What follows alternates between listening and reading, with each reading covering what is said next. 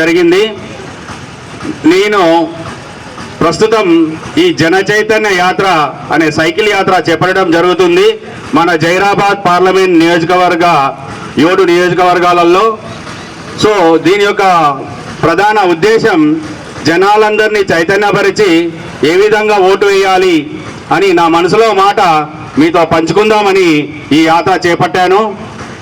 ఎందుకు అంటే మీకు తెలుసు, ఎవరైనా అడగనిదే అమ్మైనా అడగనిదే అన్నం పెట్టదు అనే సామెత మనకు బాగా తెలుసు. ఏ ప్రజాప్రతినిధి అయినా అడిగితేనే పనులు చేస్తాడు. కానీ మన దగ్గర ఉన్న ప్రజాప్రతినిధులు ఎన్నిసార్లు విన్నవించుకున్నా ఏ సమస్యల మీద అయినా ఎప్పుడు దాన్ని పరిష్కరించలేకపోతున్నారు. ఎందుకు అంటే వాళ్ళు బడా పారిశ్రామికవేత్తలు. వాళ్ళు ఎంతసేపు ఢిల్లీలో వాళ్ళ సొంత పనులు చేసుకోవడానికి వాళ్ళకున్న సమయాన్ని కేటాయిస్తారు తప్ప ప్రజా సమస్యలను తీర్చడానికి కోసం కాదు.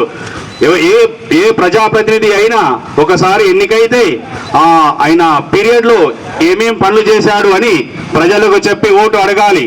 ఇప్పుడు మన దగ్గరికి వస్తున్న ప్రజాప్రతినిధులు ఎన్నికల ఓట్ల కోసం మీరు వాళ్ళను అడగాలి అని నేను విన్నవించుకుంటున్నాను.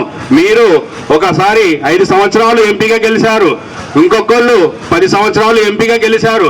మీరు ఏమేమి తీసుకొచ్చారు మన జైరాబాద్ పార్లమెంట్కి, ఏమేమి సమస్యలు పరిష్కరించారు, ఎంతెంత అభివృద్ధి చేశారు అన్న విషయాలు మీరు అడిగి, అంతేకాకుండా మీ దగ్గర ఉన్న మీ గ్రామానికి సంబంధించిన సమస్యలు కానీ 10 మందికి పనికొచ్చే సమస్యలు కానీ మీ వ్యక్తిగతంగా గవర్నమెంట్ ద్వారా ఏదన్నా ఉన్న సమస్యలు కానీ అన్నీ రాసి వాళ్ళకు అడిగి వాళ్ళకు విన్నవించి వాళ్ళ పేపర్ మీద వాళ్ళ సంతకం తీసుకోండి, ఈ సమస్యలు పరిష్కారం చేస్తేనే మీకు ఓటు వేస్తాం, లేకుంటే లేదు అని చెప్పి మీరు అలా చేస్తే కానీ మన సమస్య వాళ్ళు వినరు, మన సమస్యను అర్థం చేసుకోరు, మన సమస్యలను పరిష్కారం చేయరు. ఇక్కడ చూసుకుంటే ఎన్నో సమస్యలు కళ్ళ ముందే మన రోడ్లు అన్ని గుంతలమయం అయ్యాయి. ఎక్కడ